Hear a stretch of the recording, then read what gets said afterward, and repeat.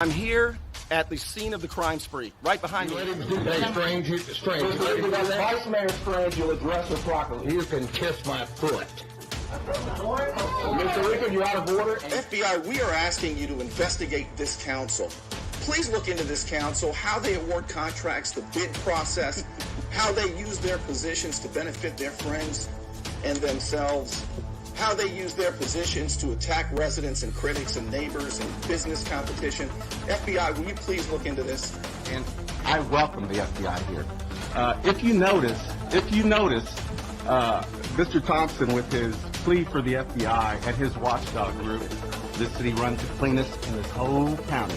I guarantee He that. was served a federal subpoena this We morning. did receive a subpoena this morning, and we're going to cooperate 100% with the subpoena. And Most of you who were involved up here, you gaslighted me. You tried to say I was crazy. And now we know that that's not true. And there's a lot of other issues I've been asking about as well.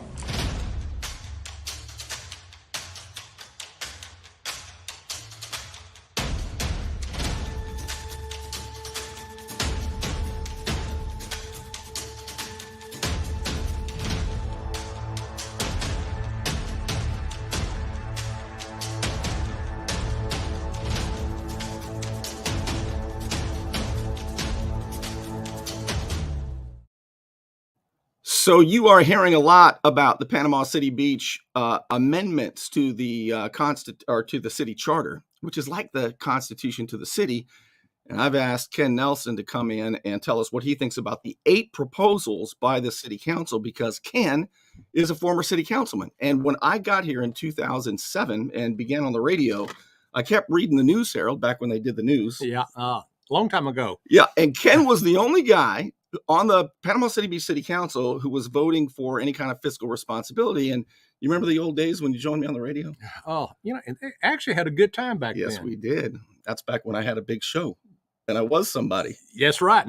Now look at you. Now look where we are. But we're going to do our best because this is very important. The city is, I believe, electioneering and trying to get you to believe that the charter is so old, it's 52 years old, that it doesn't apply anymore, and they just need to update it to get it with the times. But that's not exactly the case. You may have seen these. These are going around, and these are little postcards the city's sending out. Notice the V on the postcard looks like a check mark. Vote. They say they're only passing out information, but as you'll see, the words on these are not the words on the actual ballot. And we're going to go through each of them, and I'm going to ask Ken Nelson what he thinks of them. And we're going to be reading your comments. If you have any questions about any of the amendments, if you think any of them look like a good idea, ask us and we'll do the best we can to explain it. But Ken, before we do, tell us about when you were on the council, who you served with, and how it was different. Elected first time in 2004, second time in 2008. Served with Lee Sullivan, and then we went to Gail Oberst as mayor. It started out, you had a good time. You enjoyed going up and serving. Towards the end, it was like you was getting ready to go out and fight. And because it was a lot of 4-1 votes, as you remember, and I was always number one. Ken, isn't that about the time the St. Joe Company and developers really started to get a hold of council members? St. Joe moved from a woodland paper company to a development company, and they really started working the council back then. And I just did not agree with a lot of things. Yes, they do a lot of good things, but then they do take advantage of the city too. But I agree with that. They have done things that have helped. My problem is their total control. And there's a great book called The Green Empire written about this, where Jerry Ray, a former big executive with the St. Joe Company, said around 2005, look, we're going to leave it up to these cities. And they wanted to come in this area and take over. But if they're not going to do it, we're going to have to take charge. That's what the St. Joe exec said. And I remember that was when Lee Sullivan was the mayor. And now, though, they've got a bunch of people in office who are willing to do pretty much whatever they want. It's 5-0 votes all the time. That's my problem. I expect a big developer to try to bribe politicians. True. But the politicians are the ones with the public trust. You guys are the ones that had to Yeah. say no. That's why Yes. I'm most mad at them. And St. Joe is really, they've got very good at using public funds to finance their developments. Yeah. And that's one thing that I just could not stand is they wanted us to spend money to build the roads and supply the utilities and everything for their developments. Mm-hmm. That's their job. That's not the city's. Yeah. Yeah. Let's take a look at the 8 proposals. And the way it works is you have somebody wanted these amendments changed, right? So the city council, led by Mark Sheldon, the new mayor 2 years ago, said, let's get these advisory board committees where the council members pick somebody. So each of these boards, I think, has 5 members plus 1 councilman for each board. And then they make recommendations. And this particular board, the Citizen Advisory Board for the city charter, has recommended 8. But really, it's the city making these recommendations. And as you'll see, most of them make it easier for the city to spend money without having to, more money without having to bring it up for vote. But the first one doesn't do that. All right. The first one has to do with who can run for office. I call it the Bernie rule. Instead of living within city limits for only 6 months, they want to say you got to be there for a year. They want to limit anybody. And Ken's got a lot to say about this. But before we get to that, I want to show you what the city posted on its Facebook page just recently. This is Matt Bush. He is a member of the Citizen Advisory Committee for the city charter. A good guy. I like Matt Bush. Now, the irony here is Matt Bush actually, and he supported me when I ran 4 years ago, and I didn't live in the city limits for a year, only 6 months. It's ironic that this is the one he's talking about. Let's take a listen what the Citizen Advisory Board member Matt Bush has to say. Hi, I'm Matthew Bush, local business owner and member of the Citizen Charter Review Advisory Committee. There's an election April 19th, and the ballot includes 8 questions about amendments to the city charter. The first question on the ballot is about increasing the residency requirement for people who want to run for public office. Currently, the charter says you must live in the city for 6 months to run for office. As a lifelong resident of the beach, I have to ask, is 6 months long enough? The committee felt that before seeking public office, a candidate should be here at least 1 year. This would allow them time to get to know the community, to understand the issues, to learn our history, to meet their neighbors. The committee felt being invested in a community takes longer than 6 months. That's why we are proposing residency requirement be changed from 6 months to 1 year. This would help ensure we have good, knowledgeable candidates. Vote no to keep the residency requirement for candidates at 6 months. Vote yes to change it to 1 year.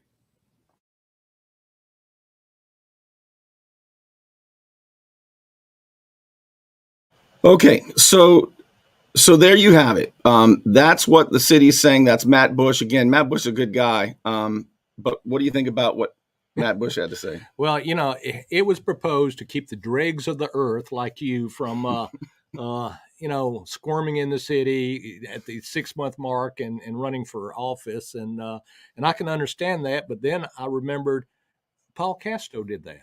Somebody just said that. Look at this. What about Paul Casto? He still lives in the county. He worked for the city of 30-something years before retirement, lived outside the city, but then bought a place and moved in the city 9 months before the election. So if this was in place earlier, he would have never been able to run for office. I'm not buying this idea that this is just to make sure we get people who are invested in the city, Ken. I'm not buying that idea one bit. No, because you get very few people that's only been in the city for 6 months that are running for office. It's usually people who's been in the city for a long time that's pretty disgusted with the city council that's running for office. Yeah, and by the way, we have one of those right now. And let's take a moment before we look at So I'm saying vote no on the first one. Ken, I'll be with you on that one. Okay, yes, we're saying vote no on the first proposed change, but I do want to get Ken's comments on somebody who was born here,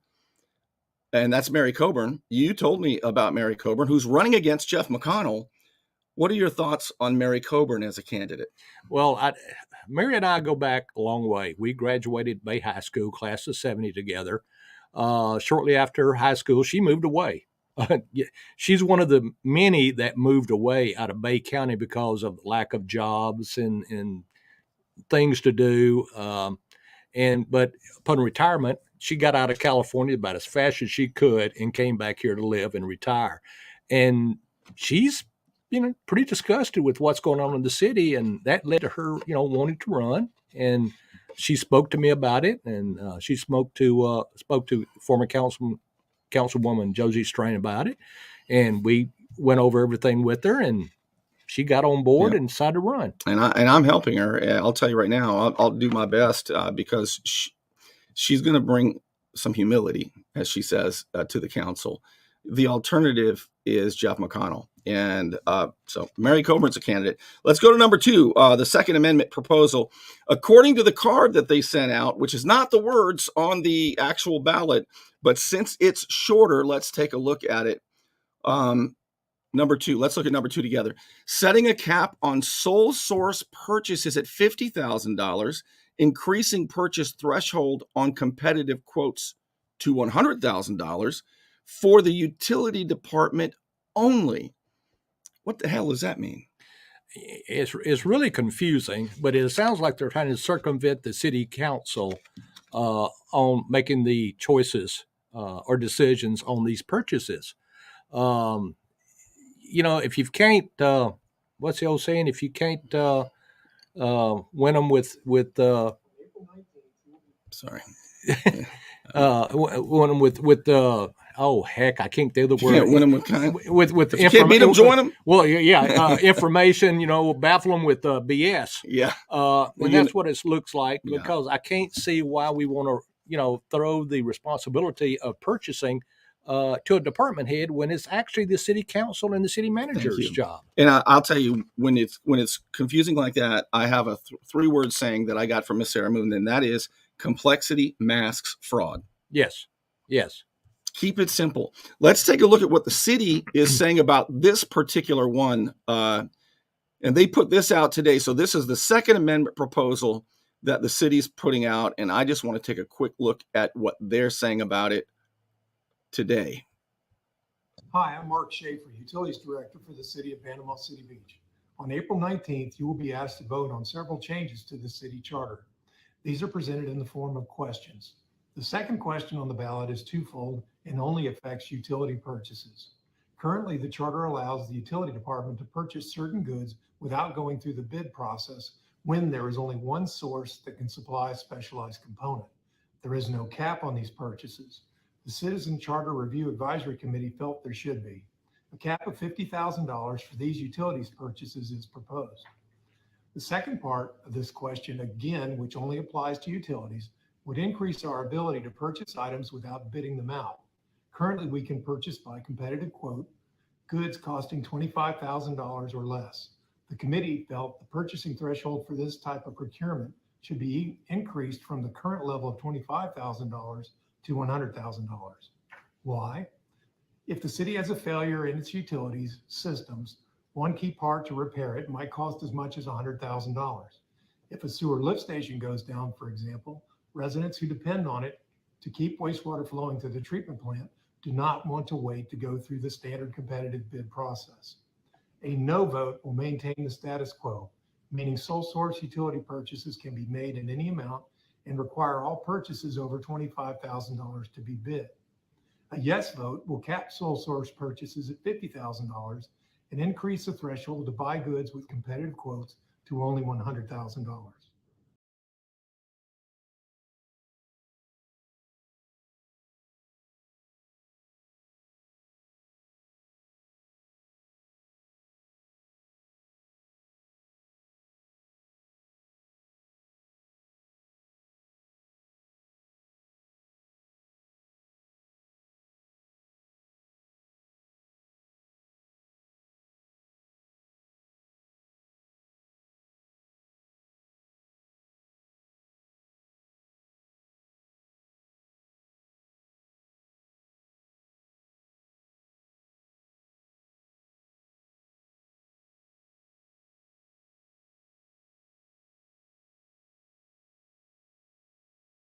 I see it. I had the mute on. I see it. What I was saying is the utility department, it's the last time I'm making sharing a video, so we won't have a mute problem again.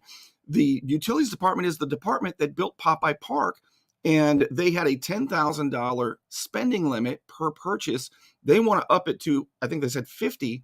If they had done that, they could have maybe even gotten away with this without ever getting caught. I think keeping spending levels at $10,000 in the departments and forcing more spending to be voted on publicly is the transparency that voters and the residents need, Ken. Well, what Mark was alluding to was in case of emergency, a major pump goes down or something, that they can get the pump going in. Well, under the city charter, the mayor can call an emergency meeting without notice, which means like right now, and present it to them, and they can authorize purchasing this without a competitive bid. There's ways the city charter has covered this, just like the Constitution of the United States. If you read it enough, you can understand it. But there's ways that this has been covered, and this could be handled without changing the city charter. Yeah. Becky says checks and balances. All right, let's take a look at the third. So I'm voting no on this one, Ken, on number 2. Yeah, nope for me. Nope on 1 and 2. Let's look at the third, and this is the city's language. This is not actually the, let me clear this here. That's the city's language. It's not the actual language on the ballot, but basically this is what it says. Increasing the city manager's emergency spending authority to $100,000 and the routine purchasing authority from $10,000 to $25,000. So they want to give, again, more spending authority to city manager in this case and not have to bring it up in front of the public. What do you think? Well, if it's routine, then it can wait till the next meeting to be approved. Amen. If it's an emergency, we'll go back to what I was saying on item 2. The mayor can call an emergency meeting, no notice, as soon as you can get 3 people in them chairs, and you can vote on it and spend the money at that time. This is what the council was elected and is paid to do. And to change it is shirking their responsibility. And how would he know? Well, Ken Nelson served 2 terms, 8 years on the Panama City Beach City Council. He was a council member when I first arrived and started on the radio here in 2007. And this is clearly a way for them to spend more money when they already have the ability to do it, as you just explained. But this is for them to do it without anybody seeing it. Yes, it's removing the visibility of what's going on. I don't approve of it. I'll vote no on this one. Yeah, I'm voting no on this one too. I suspect tomorrow will be Drew Whitman or Holly White, the assistant city manager. Now they have 2 city managers. And I thought they was going to have the people that made this decision talk and not department heads. We'll see who they're going to have. It's probably already recorded. By the way, they're reading all of this. Do you think you notice that? You see their eyes moving as they read? I noticed that too. Any bets on who wrote what they're reading? Oh no, it wouldn't be Cole Son Davis. I bet it's Cole Son Davis.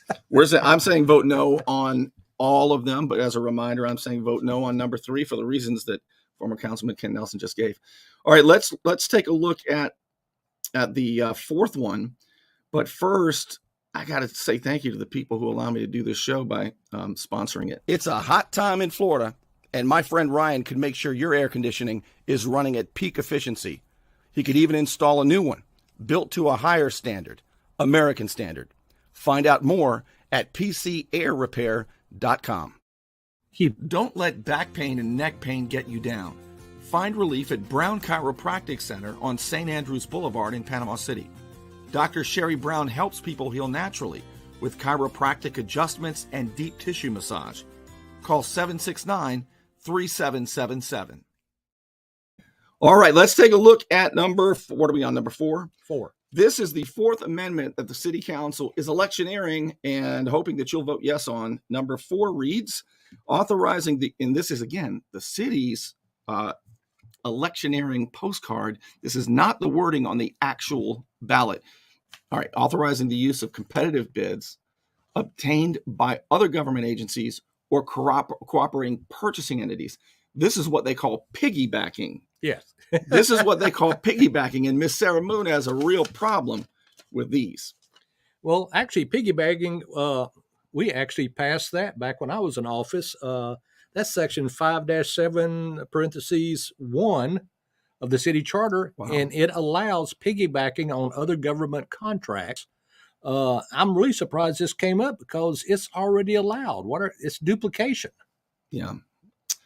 So people are grateful I'm grateful to have Ken Nelson here because, like I say, he spent 8 years on it. When you first joined the city council, I ran. There's a good chance I could have gone up there. Ken, I think, because I've studied it for a long time, not talk about it a whole lot, I think I know the proper role of government and what it should be doing and what it shouldn't be doing. But as a council member, there is so much information that I know it would have taken me a hell of a long time. And see, it's like when I became a new officer in the military.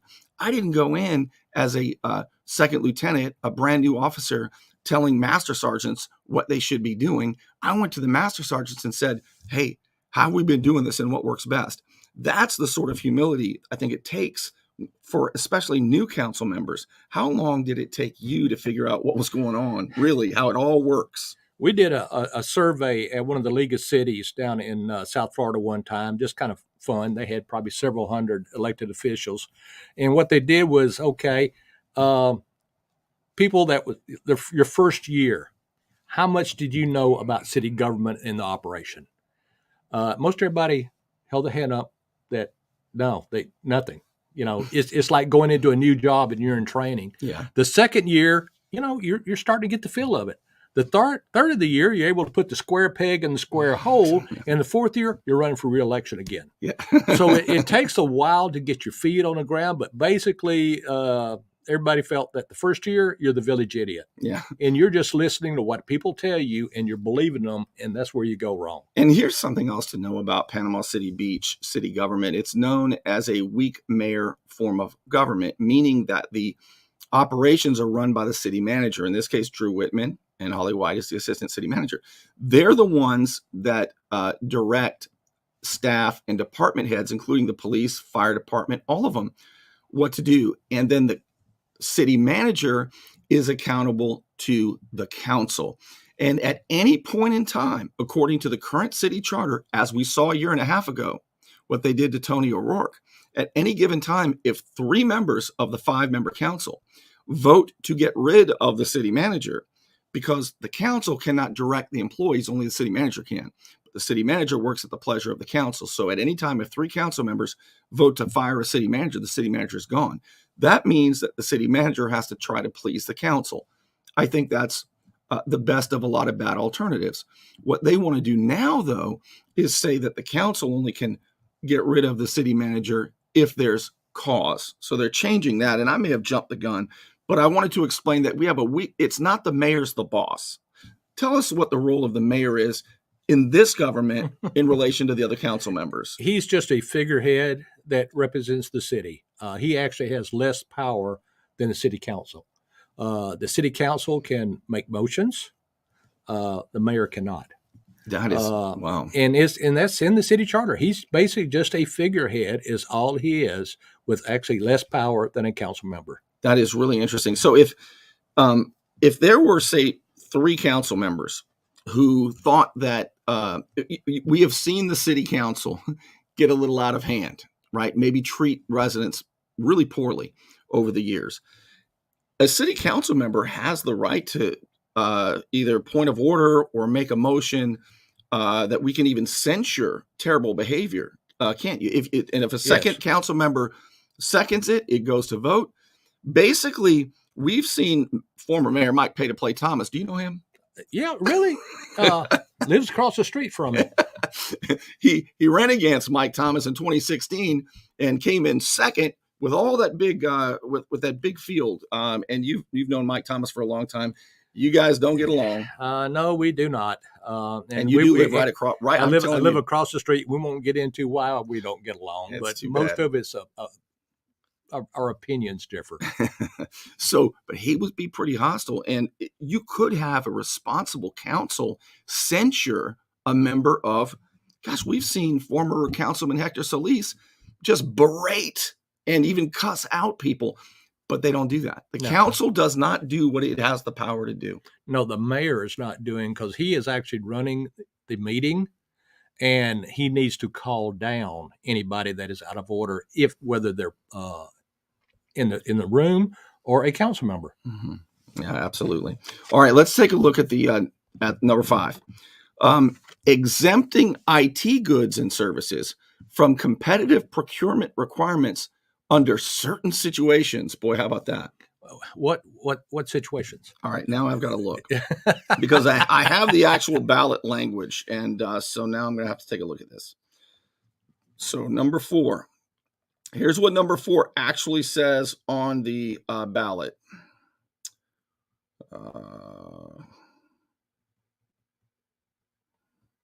1, 2, 3, 4. Okay.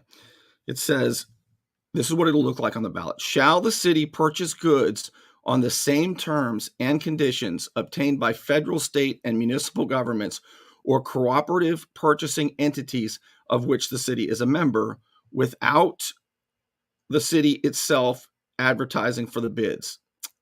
I feel like that was the last one. Doesn't that go back to the piggybacking that we talked about earlier? Yeah, I don't see where it says IT in the actual ballot language. But then again, I'm trying to read without my glasses. But it sounds to me like they're going back to the piggybacking in the city charter, which is already allowed. Yeah, and I mean, look, first of all, this sounds suspicious to me. Why would you exempt IT goods and services from competitive procurement requirements under certain situations? That's a big hell no. That's a big red flag for me, Ken. No, it doesn't make a whole lot of sense. And like I said, if it doesn't make sense, you don't vote for it. Yeah, absolutely. I agree with that. All right, so let's take a look at number 5. So that's no on all of them so far. Number 5, let's see what they say. Approving updates affecting city management, including establishing the duties of the assistant city manager, and calling for annual evaluations for the city clerk and city attorney. Approving updates affecting city management, including establishing the duties. This is the one. You know what? They're being so dishonest. Do you know what that really is? That is saying that they need cause to fire the city manager now. They're trying to protect Drew Whitman and keep Drew Whitman, who they placed in there, and they placed him in there 3 weeks in advance. They had it planned. I announced it. I told you they were going to do it. They need Drew Whitman in office to get done what they need to get done. What that really is, if you read the actual ballot, that's the one, Ken, that says now you can fire the city manager, you guys, with 3 votes with no cause, which is what they did to Tony O'Rourke.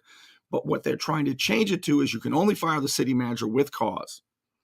Well, in this one, it also comes into evaluations. They want to set up evaluations for the assistant city managers and the city clerk. Yep. And that's already in there. It's already in the city charter. It's already in city charter, section 3-8, management evaluations. They are being so and they have dishonest. And what it is the city council appoints someone to do the evaluations on upper management. They are to cooperate with them and bring it back to the city council. I mean, it's already in city charter. Yeah. I'm looking at comments. IT goods and services is a broad category. It sure is a broad category. All right. We've got 2 left. So I say vote no on number 6 as well. What do you say, Ken? Yeah, no. Hey, we haven't hit a yes yet, have we? Nope. Look at that. I like when I agree on city government with Ken Nelson, former city councilman. All right. I want to thank my sponsors. We'll be right back for the final 2. You want to look good? You want to feel good? Little John's Big and Tall is where it's at. Right across the street from Sky's Pizza Pie, 5700 North Davis Highway. You can find out more online at littlejohnsbigandtall.com. He's also a member of the iTex trading community, where your iTex dollars are welcome. Hand caught in the cookie jar? Sometimes bad habits continue even into adulthood. I'm El Saline, 850-215-0628. Let me help you. All right, the last 2 of the proposed city charter amendments. The city council, led by Mark Sheldon, it's when he became mayor 2 years ago. He's the one pushing for these the hardest. which signals to me, and I don't have, if I had an email, I can't get emails without $753, evidently.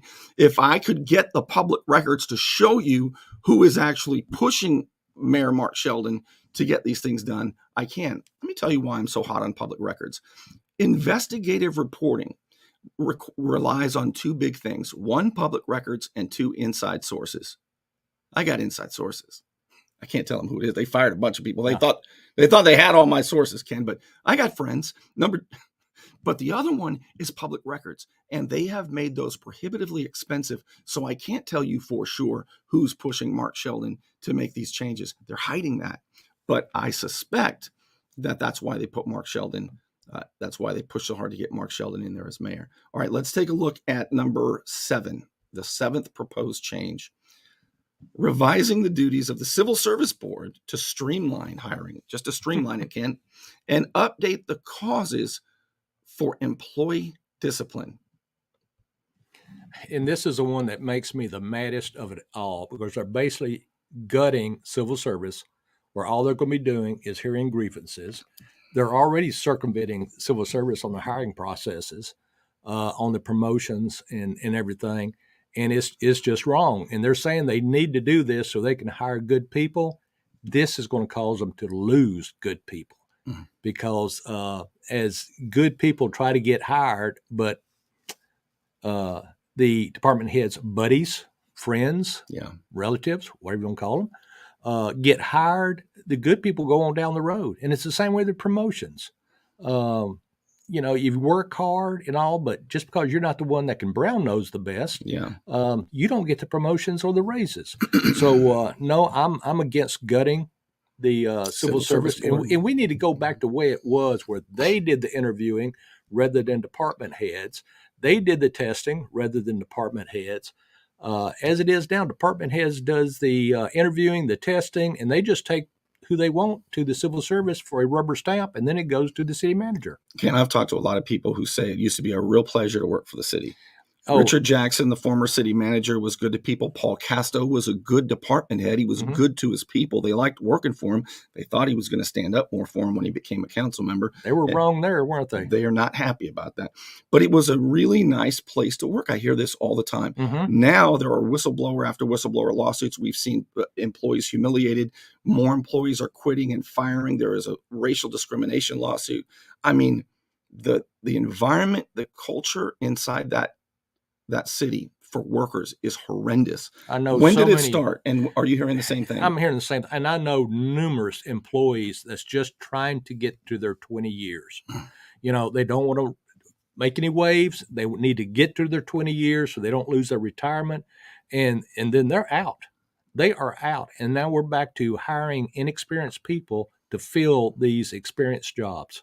Yeah, I'm really angry at the way they've been treating employees. It's one of the reasons I keep going back and doing what I do, Ken, because I can't stand a bully. I just cannot stand a bully.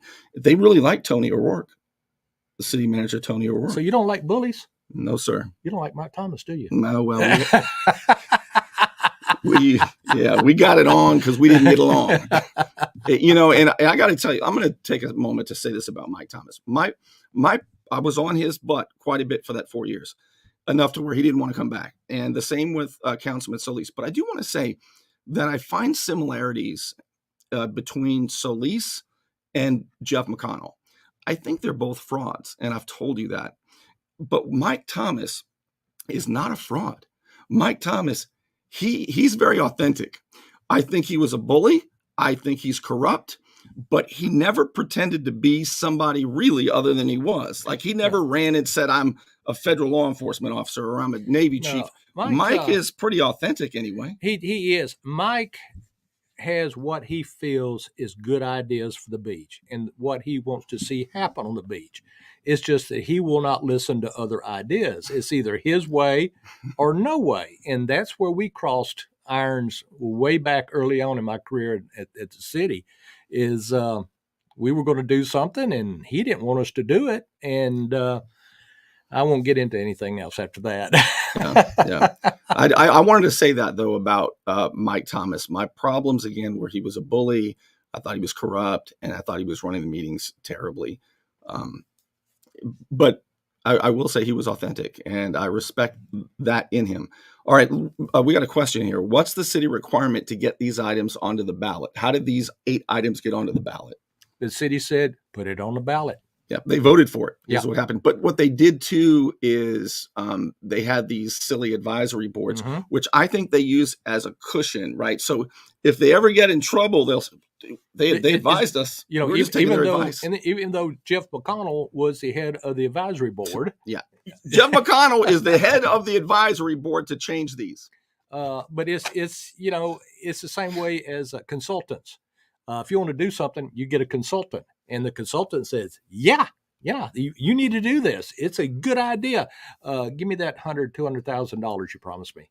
You know, and it's the same way. And then if something goes south, then you can always say, well, the consultant said it was a good idea. That's right. It is cover. There's a paid scapegoat.